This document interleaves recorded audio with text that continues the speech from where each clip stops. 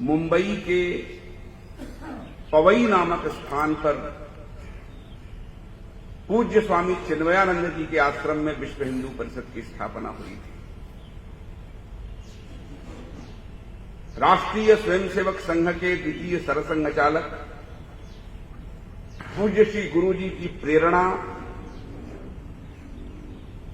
और इस देश के उस समय के लब्ध प्रतिष्ठ महानुभावों की संकल्पना का सुपरिणाम विश्व हिंदू परिषद की स्थापना है।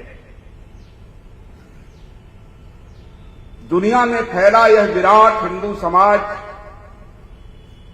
इसको जाति, मत, पंथ, भाषा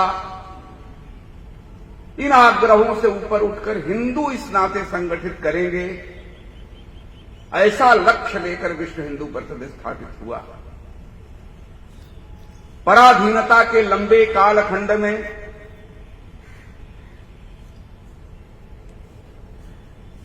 विदेशी आक्रांताओं के लाख दुष्प्रयत्न के बावजूद हिंदू हिंदू के रूप में सुरक्षित रहा। इस देश के मानबिंदु गौ, गंगा, वेद, संस्कृत, इस देश के मठ मंदिर, इनके बल पर इनकी फिर पुनर्स्थापना विश्व हिंदू परिषद स्थापित हुआ। वसुधैव कुटुंबकम का उद्घोष करने वाला हिंदू, सर्वे भवन्तु सुखिनः, सर्वे सन्तु निरामयाः, सर्वे भद्राणि पश्यन्तु मां कश्चित् दुःख भाग् भवेत्। हिंदू 1000 वर्ष की पराधीनता में रोगग्रस्त हुआ। अपने ही भगवान को मानने वाले, अपने ही तीर्थों में जाने वाले, अपने ही तरह कुंभ में स्नान करने वाले, अपने ही तरह सिंहस्थ में स्नान करने वाले, अपने ही धर्म ग्रंथों को मानने वाले, अपने ही बंधुओं का छुआ पानी पीने से अपवित्र होने लगा। यह उच्च जीवन मूल्य और हमारे आचरण का जो अंतर है, यह समाप्त हो, इसके लिए विश्व हिंदू परिषद स्थापित हुआ। भेद मुक्त हिंदू खड़ा हो, इसके लिए विश्व हिंदू परिषद स्थापित। हमारे समाज का एक बहुत बड़ा हिस्सा हिंदू समाज को छोड़कर चला गया। स्वाधीनता के बाद भी हिंदू समाज को धर्मांतरित करने का कुचक्र चलता रहा। इस धर्मांतरण के कुचक्र को रोकना और जो बंधु हिंदू समाज को छोड़कर चले गए वह समाज में वापस आवे, ऐसा समाज का मानस निर्माण हो, इसके लिए विश्व हिंदू परिषद की स्थापना हुई। काल में आक्रांताओं ने हमारे मान बिंदु को उद्ध्वस्त करके हमें अपमानित किया। इन मान बिंदुओं की पुनर्प्रतिष्ठा करेंगे, इसके लिए विश्व हिंदू परिषद की स्थापना हुई। एक लंबे कालखंड में पराधीन होने के नाते समाज को क्या करना, क्या नहीं करना, ऐसा मार्गदर्शन जो पूज्य संतों का हुआ करता था, वह बीच में उसमें विराम लग गया। तो देश काल परिस्थिति के अनुसार हिंदू समाज के लिए क्या करणीय है और क्या करणीय नहीं है, पूज्य संत ऐसा दिशा निर्देश दें, ऐसी एक संत शक्ति खड़ी हो, इसके लिए विश्व हिंदू परिषद की स्थापना हो। सोमनाथ के मंदिर के पुनर्निर्माण में जिनका बहुत बड़ा योगदान रहा, ऐसे श्रीमान कन्हैयालाल माणिकलाल मुंशी, ये विश्व हिंदू परिषद की स्थापना के समय उपस्थित थे।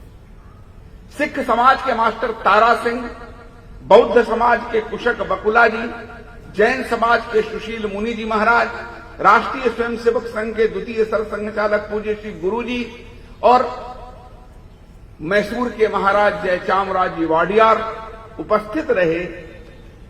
पूज्य हनुमान प्रसाद जी पोद्दार का भी आशीर्वाद रहा।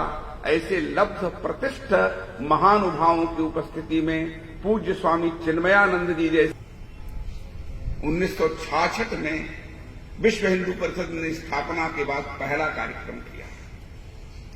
प्रयाग के महाकुंभ के अवसर पर किया। 1000 वर्ष के लंबे कालखंड के बाद हिंदू समाज ने एक अभिनव दृश्य देखा। हमारे यहां के जितने मत पंथ थे, जितने हमारे पूज्य धर्माचार्य थे, इन्होंने हिंदू समाज को जागृत रखने के लिए 1000 वर्ष तक एक लंबा प्रयत्न किया, लेकिन इन सबको एक साथ बैठने का अवसर नहीं प्राप्त हो पाया। परिषद के प्रयत्न से हिंदू समाज ने वह दृश्य देखा। 1966 में प्रथम विश्व हिंदू सम्मेलन में सभी भारत के आध्यात्मिक परंपराओं के पूज्य संत एक साथ मंच पर उपस्थित हुए। कोई शैव, कोई शाक्त, कोई आस्था रखने वाली अजेय हिंदू शक्ति खड़ा करेंगे विश्व के कल्याणार्थ। उन्होंने कहा विश्व हिंदू परिषद के स्थापना का यही लक्ष्य है। किन्हीं को लगता होगा कि ईसाई ऐसा करता है इसलिए विश्व हिंदू परिषद, मुसलमान ऐसा करता है इसलिए विश्व हिंदू परिषद, मुसलमान बढ़ रहा है इसलिए विश्व हिंदू परिषद, ईसाई ऐसा कर रहा है इसलिए विश्व हिंदू परिषद। विश्व हिंदू परिषद की स्थापना के कारण में ईसाई मुसलमान के नहीं आया। कुरुक्षेत्र के समरांगण में जब भगवान कृष्ण ने यदा यदा ही धर्मस्य ग्लानिर्भवति भारत अभ्युत्थानम अधर्मस्य तदात्मानं सृजाम्य हम कहा था, तो इस धरती पर इस्लाम और ईसाइयत नहीं थी। धर्म की संस्थापना का ईसाइयत और इस्लाम से कोई संबंध नहीं। तो अजेय हिंदू शक्ति खड़ा करें विश्व के कल्याणार्थ। क्यों? ये कोई नया उद्देश्य नहीं है, हमारे पुरखों ने ही अपना लक्ष्य क्या रखा। हिंदू समाज का संगठन क्यों जरूरी है? दुनिया में अगर 3 विचार माने जाएं तो एक विचार कहता है कि हम सभी पापी हैं, हम पाप मुक्त तब होंगे जब यीशु की शरण में जाएंगे। तो प्रपंच से जोर से जबरदस्ती से संपूर्ण दुनिया को ईसाई बनाना, यही इनका जीवन लक्ष्य है। एक पश्चिम के ईसाई ने लिखा कि अब दक्षिण अमेरिका में मिशनरियां काम नहीं करती, सेवा का, उत्तर अमेरिका में नहीं करती, ऑस्ट्रेलिया में नहीं करती। ऐसा नहीं है कि वहां गरीब नहीं रह गए या गरीबों को सेवा की जरूरत नहीं है। अंतर यह हो गया कि वह गरीब ईसाई बन गए। जहां गरीब भी हो और वह ईसाई ना हो, वही यह मिशनरियां सेवा का काम करती हैं। जैसे ही वह ईसाई बन जाती हैं, यह वहां सेवा का काम करती हैं जहां ईसाई बनाना हो। इसलिए इनकी सेवा के पीछे का जो उद्देश्य है वह ईसाई। क्या ईसाई ने ही लिखा कि जब ईसाई इस देश में आए तो उनके हाथ में बाइबल थी, और इस पूरे अफ्रीका का जंगल, यहां का पानी, यहां की जमीन, यहां का सोना, यहां का हीरा, ये सब हमारे हैं। इन्होंने कहा कि बाइबल हाथ में लो और यीशु का ध्यान करो। हमने बाइबल हाथ में लिया, यीशु का ध्यान किया, आंख खोली तो बाइबल हमारे हाथ में रह गया और बाकी सब इनके हाथ में। इस प्रपंच और छल के बल पर उत्तर अमेरिका ईसाई, दक्षिण अमेरिका ईसाई, ऑस्ट्रेलिया ईसाई, यूरोप ईसाई, ये पूरा ईसाईकरण। और इस सहस्त्राब्दी के अंत में जब पोप यहां आए तो उन्होंने कहा कि यह सहस्त्राब्दी एशिया में और आगे भारत में ईसाईकरण की सहस्त्राब्दी। तो एक का उद्देश्य दुनिया को ईसाई बनाना है। दूसरा कहता है कि ये पूरी धरती अल्लाह की है और उसी को सौंपने के लिए हमने करना है। तो तलवार लेके निकल गए और 1400 साल में अल्लाह को धरती सौंपने के लिए लगे हुए। कितने लोगों का कत्लेआम किया, कितने उपासना केंद्र तोड़े, कितनी माताओं बहनों का मान भंग किया, क्रूरता की पराकाष्ठा कर दी। क्यों? अल्लाह को धरती सौंपा। तो एक अल्लाह को धरती सौंपने का काम कर रहा है और एक दुनिया को यीशु की गोद में ले जाने का काम कर रहा है। हमारे पुरखे वो जब आए तो उन्होंने क्या कहा, बहुत पहले, इनसे करोड़ों वर्ष पहले क्या कहा वसुधैव कुटुंबकम्। इस श्लोक का दुनिया में कहीं अनुवाद ही नहीं है। क्यों? क्योंकि यह विचार ही किसी का नहीं। दुनिया कुटुंब है। वसुधैव कुटुंबकम्, ट्रंप को छोड़कर, सद्दाम हुसैन को छोड़कर, ऐसा नहीं कहा। वसुधैव कुटुंबकम्, वसुधा में जो रहता है वो सब कुटुंब है, केवल मनुष्य नहीं। कहा आत्मवत सर्वभूतेषु। आत्मवत् सर्वभूत, जो कुछ दुनिया में है वो हमारी तरह है, वसुधैव कुटुम्बकम्। और दुनिया को हिंदू बनाने का लक्ष्य नहीं दिया। हमारे संत महात्मा महाराज जी भी जब प्रवचन शुरू करेंगे तो घोष वाक्य जो बुलवाएंगे वो बताना नहीं पड़ेगा कि इसके बाद एक कहो, हम वो बोलेंगे, हम बोलने नहीं, क्योंकि हमारे नस नाड़ी में धर्म की हिंदू धर्म की जय नहीं बोला, धर्म की जय। धर्म क्या? परोपकाराय पुण्यानाम पापाय परपीडनम, परोपकार की वृत्ति की जय, यह हमेशा से धर्म की जय। अधर्म का नाश हो। 30,000 जिन्होंने हमारे मंदिर तोड़े, माताओं बहनों का मान भंग किया, जिनके कारण हमारी माताओं ने जौहर किया। बंदा बैरागी के बेटे का कलेजा उसके मुंह में ठूसा गया, पृथ्वीराज की आंखें निकाली गई, संभाजी को बोटी बोटी काटा गया। उनके नाश की कामना करते, अधर्म का नाश। और हमें मानवतावाद सिखाते हैं आजकल। लेकिन हमने क्या कहा? प्राणियों में सद्भावना। और भारत माता की जय बोलने वाले हम ही बोलते हैं विश्व कल्याण। यह विचार किसका है? हमारा। तो एक कहता है कि दुनिया ईसाई बनाओ, एक कहता है दुनिया मुसलमान बनाओ, और वहां एक विचार ऐसा है जो कहता है दुनिया कुटुंब है, और अगर कुटुंब है तो क्या करो? हिंदू मत बनाओ, कृणवंतो विश्वमार्यम, दुनिया को श्रेष्ठ बनाओ। और हमारे पुरखे दुनिया भर में गए श्रेष्ठ बनाने के लिए।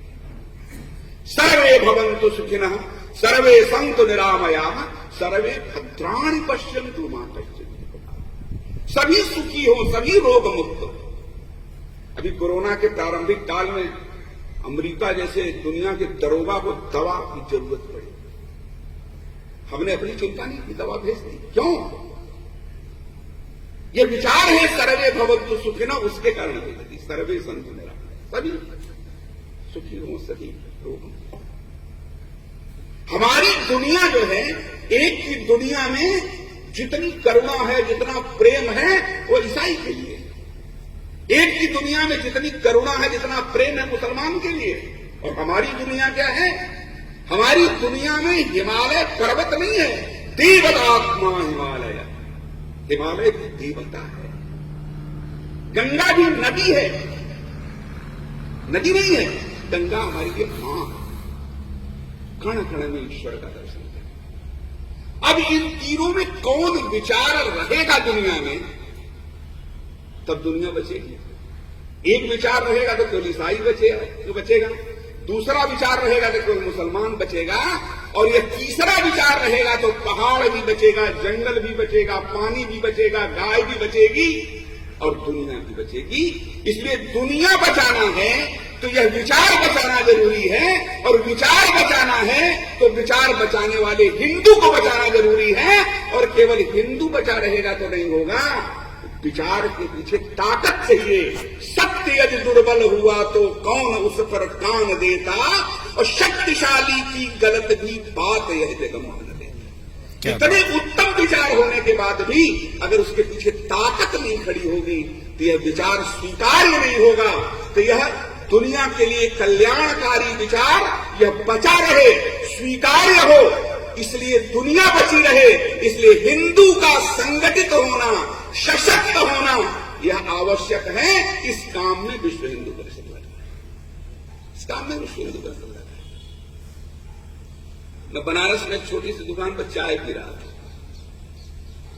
तो वो चाय बनाने वाला कहता है देखो ट्रंप जीतते हैं कि बिडेन जीतते हैं। हमने कहा चाय बनाने वाले का ट्रंप से क्या लेना देना है, लेकिन वो दोनों बात कर रहे हैं। क्यों? एक ताकतवर देश है, इसलिए ट्रंप में रुचि है चाय बनाने वाले की, क्योंकि ट्रंप के पीछे अमेरिका की ताकत है। आज से 10 साल पहले, 11 साल पहले हमारे प्रधानमंत्री जाते थे, चले आते थे।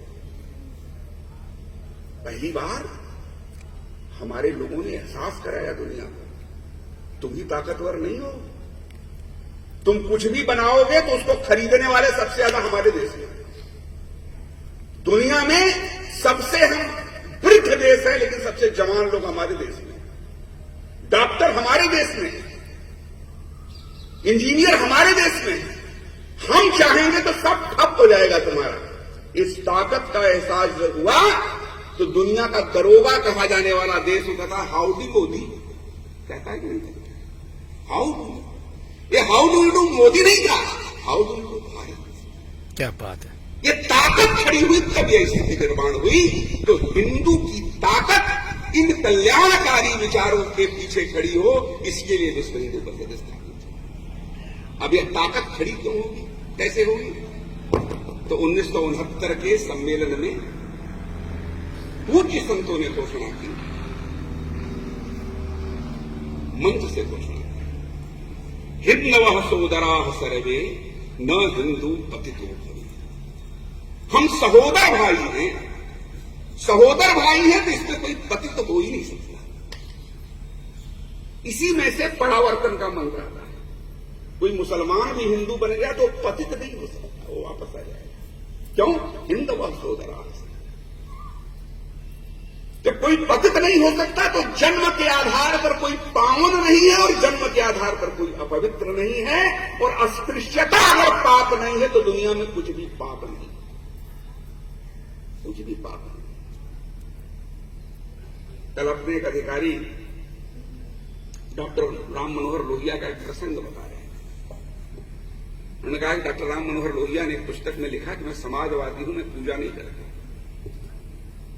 मैं मंदिर नहीं जाता, लेकिन मैं मंदिर के किनारे जब खड़ा होता हूं तो मुझे उसमें पूरा भारत दिख जाता है। रामेश्वर के मंदिर के कोने पर मैं खड़ा हुआ तो बिहार भी गुजरा, उत्तर प्रदेश भी गुजरा, वहीं से केरल भी गुजरा, वहीं से कर्नाटक भी गुजरा, वहीं से काला भी गुजरा, वहीं से गोरा भी गुजरा, वहीं से लंबा भी गुजरा, वहीं से ठिगना भी गुजरा। तो भारत में मंदिर ही एक ऐसा है जो भारत को अपने बगल में दिखला देता है, ये उन्होंने कहा। तो ऐसा भेद मुक्त हिंदू जो एक दूसरे को भाई माने, ऐसा विश्व हिंदू परिषद खड़ा है।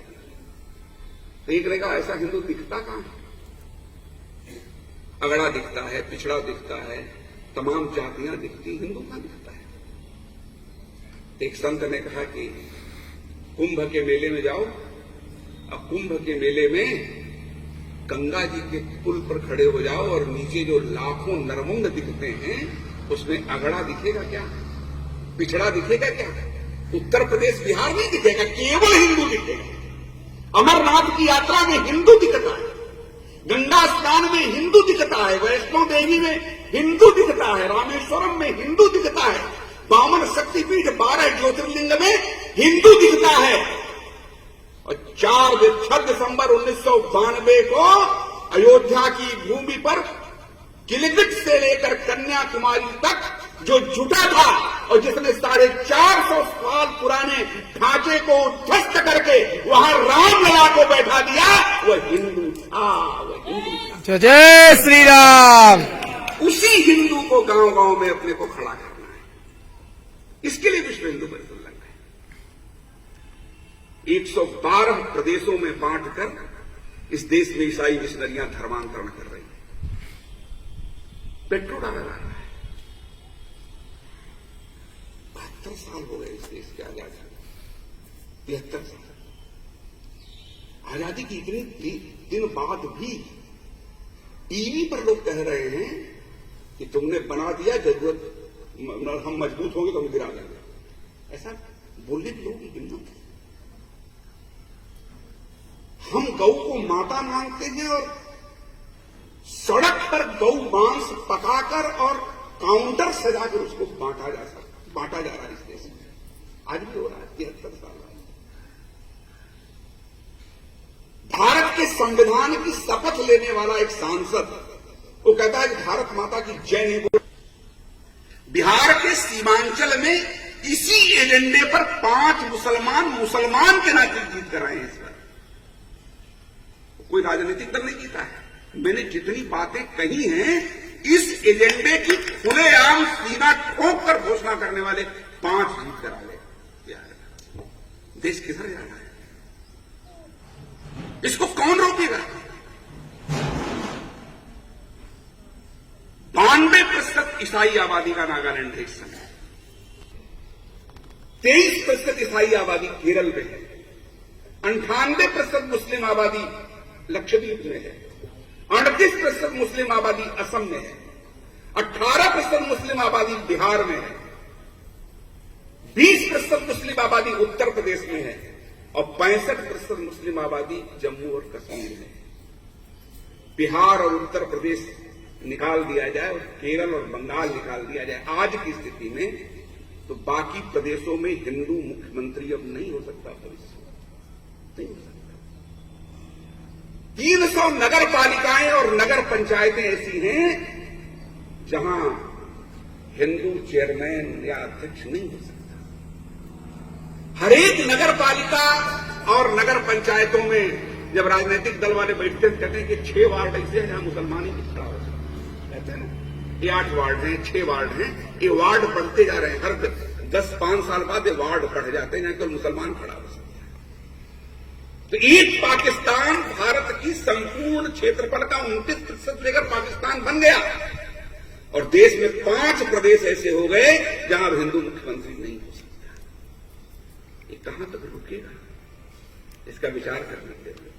इसको रोकेगा कौन? इसको रोकने की जिम्मेदारी किसकी है? जिसने अतीत में रोका है। लोग कहते हैं कि भारतीय कहो, हिंदू मत कहो। इस देश का भाग्य हिंदू के साथ जुड़ा है। कोई इस देश को जानने के लिए आएगा वो अजमेर शरीफ नहीं जाएगा, वो काशी जाएगा, वो रामेश्वरम जाएगा। एक नारा हम लगाते हैं, भारत में यदि रहना है तो वंदे मातरम कहना पड़ेगा। इसमें बुराई नहीं है, इसमें बुराई नहीं है। वंदे मातरम के मंत्र के आधार पर ही देश को स्वातंत्र मिली थी। सुजलाम सुफलाम वलय शीतलाम सस्य श्यामलाम मातरम वंदे मातरम। भारत माता की स्तुति है वंदे मातरम। हम यही कहते हैं कि भारत में यदि रहना है तो वंदे मातरम कहना होगा। तो कहते हैं ऐसा मत बोलो, क्यों? झगड़े हो जाएंगे। तो झगड़े बचाने के लिए क्या क्या न बोले? गाय कट रही है न बोले, राम जी के पैरेलल बाबर को बैठाया जा रहा है न बोले, कश्मीर से हिंदू भगा दिया गया, ले जाने की बात होती है तो झगड़े शुरू हो जाते हैं न बोले, संविधान के ऊपर फतवा जारी है न बोले, देश के परचम से अच्छा बड़ा इस्लाम का परचम लगता है न बोले, संविधान से बड़ी शरीयत लगती है न बोले, वंदे मातरम नहीं कहेंगे न बोले, भारत माता की जय नहीं कहेंगे न बोले, कितना न बोले। और ये सब नहीं बोलना था तो पाकिस्तान क्यों बना? पाकिस्तान उन्हीं के लिए बना जिन्होंने कहा था कि हमें फतवा चाहिए, हमें शरीयत चाहिए, हमें इस्लामी कानून चाहिए, इस्लाम की पहचान चाहिए, इस्लाम का परचम चाहिए। उन्हीं के लिए पाकिस्तान बना। जिन्हें चाहिए था उन्हें चले जाना चाहिए था। जो इस देश में हैं उन्हें इस देश के प्रधान, इस देश के विधान, इस देश के पूर्वज, इस देश की परंपरा, इस देश की मान्यता, इस देश के बाण बिंदु, इसका सम्मान करना होगा, तब भारत में रहना होगा। ऐसा कहने वाला हिंदू गांव-गांव में तैयार करने की आवश्यकता है। इस काम में हम असहिष्णु नहीं हैं, लेकिन भारत हमारी माता है, इससे कोई समझौता नहीं हो सकता। 491 वर्ष के संघर्ष के बाद रामलला के भव्य मंदिर के निर्माण का मार्ग प्रशस्त हुआ और 15 जनवरी के बाद हम भारत के 11 करोड़ परिवारों को जाने वाले हैं, हिंदू समाज जाने वाला है, ये बताने के लिए कि हमारे पूर्वज, हमारे आराध्य रामलला की जन्मभूमि पर एक विदेशी आक्रांता के द्वारा 1528 में जो इमारत खड़ी की गई थी, जो आक्रांता का विजय चिन्ह थी, हमारे लिए कलंक का चिन्ह थी, उसके स्थान पर भव्य राम मंदिर के निर्माण के महायज्ञ की शुरुआत हो गई है। उसमें आप सब संविधा अर्पित करो, ऐसा हमारा संपर्क का अभियान चलने वाला है। हमारे पुरुषों ने बलिदान दिया है, 76 लड़ाइयों में बलिदान दिया है, 4.25 लाख की संख्या में बलिदान दिया है। जीतने के लिए नहीं लड़े हम, मरने के लिए लड़े। लड़ेंगे और मर जाएंगे तो आने वाली पीढ़ी को याद तो रहेगा कि रामलला की जन्मभूमि है।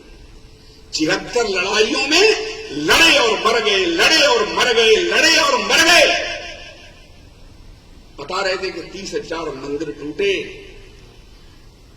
उन्होंने मंदिर तो तोड़ दिया, लेकिन टूटे मंदिर पर दोबारा मंदिर बनाने की हमारी आकांक्षा को कोई माई का लाल आज तक तोड़ नहीं पाया, और उसी का सुपरिणाम है कि भव्य मंदिर बन गया। ऐसा हिंदू समाज खड़ा हो, इसके लिए विश्व हिंदू परिषद पूरे देश के वनांचल में 1 लाख एकल विद्यालय परिषद के माध्यम से बने। भारत नेपाल सीमा पर, भारत चीन सीमा पर, भारत पाकिस्तान सीमा पर सुदूर वनांचलों में 1 लाख विद्यालय उसी हमारे समाज का बंधु और एक प्रशिक्षण लेकर और 4 घंटे में स्वावलंबन, शिक्षा, संस्कार, इस दृष्टि से और स्वास्थ्य दृष्टि से समाज की 1 लाख हमारी चौकियां, 1 लाख स्थानों पर हजारों हमारे सेवा के कार्य चलते हैं। चाहे शिशुओं की बात होती है तो ईसाई ध्यान में आते हैं। सिनेमा में आप देखो तो कोई भी अनाथ बच्चा ईसाई पालता, लगता है किसी के लिए पैदा ही हुए हैं। लेकिन अनचाहे शिशुओं का भारत का सबसे प्रतिष्ठित केंद्र विश्व हिंदू परिषद चलाता है, गोवा में चलाता है, मातृ छाया के नाम से चलाता है, 1976 से चलाता है। आप कभी चल के उसे देख सकते हैं। नागपुर में प्लेटफार्म पर घूमने वाले बच्चों का 1000 बच्चों का हमारा प्लेटफार्म स्कूल चलता है।